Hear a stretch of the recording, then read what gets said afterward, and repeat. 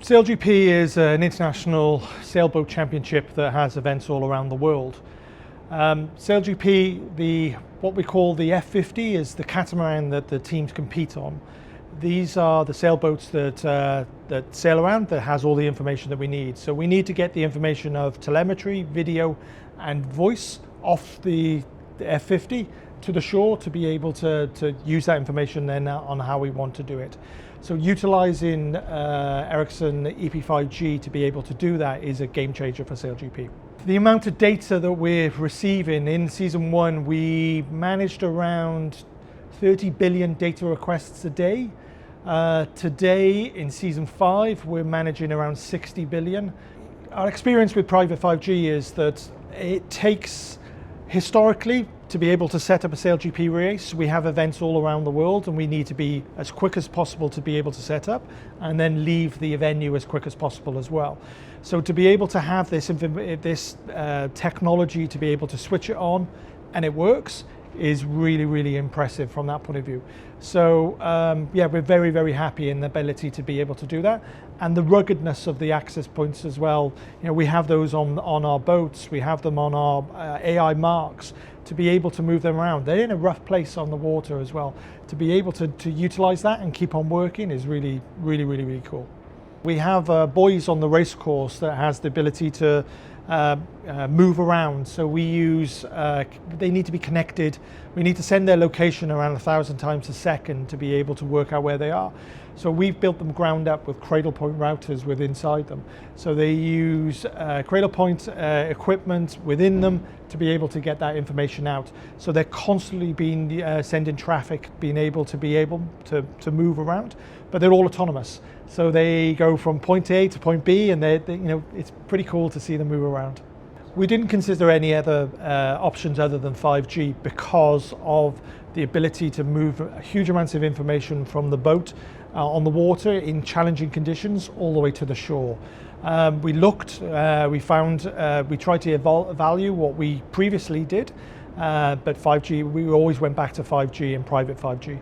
At the moment, our dream platform is latency. To be able to send huge amounts of information as quick as possible to the shore, so latency is key. We need to send that information to a database to be able then to be sent around the world and to be able to do what they need to do there. So 5G deals with that. To be able to send lots of information very quickly is really, really, really important to us. And we're talking about our TV broadcast, we're talking about telemetry for the boat to be able to monitor the state of the boat. Social media as well, so we send all the information out back to the shore, and then we send that out to our fans around the world as well. So the quickest, the amount of time they can get that quickly, then the better for all our fans around the world. So Ericsson and SailGP have been working together on solutions for the F50s that you see behind me. These sailboats go over 100 kilometers an hour. And so the technologies around private 5G and 5G are absolutely critical to their ability to get data from those boats back to their cloud and from boat to boat. The challenges are immense. Think about these boats going upwards of 100 kilometers an hour, or 60 miles an hour, over the water, over salt water. Being able to get that data back to shore, absolutely critical. Being able to share that data back and forth between the teams, also very critical. Being able to cover this vast area with enough 5G connectivity to ensure that that data, high intensive data, over 30 billion data points per race is sent back to the racers and to the broadcast. So very difficult environment. Boats are moving fast. Data needs to be just as fast. Latency has to be near real time. So private 5G and 5G is the right technology.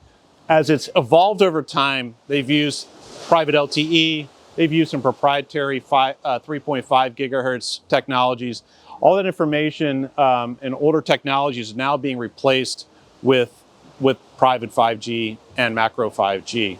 Just allows for higher data speeds, lower latency, ability to do some slicing on the private networks, ensure that those boats have the highest priority or even some subsystems for safety of the athletes are getting prioritized in the systems.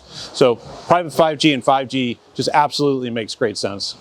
Yeah, we also had the opportunity to test things deeply, such as our Net Cloud Exchange platform, leveraging our SD-WAN, our bonding technology.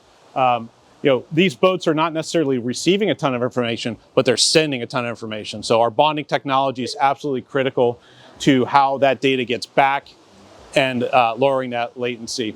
So it's been a great test bed for how we're leveraging technologies, getting a lot of great use cases out of it, and really taking it right to the very edge and ensuring that when we bring technologies to the enterprise marketplace, they've been really tested, even in a difficult environment like this. So technologies like slicing, 5G slicing, technologies like our zero trust networking capability, technologies like our SD-WAN and SASE functionality. So leveraging all of that functionality to ensure that what we sell has been well tested in an environment like this, over salt water, high speeds. Sometimes boats are flipping over. We've tested even our cradle point router functionality, taking them off the boat.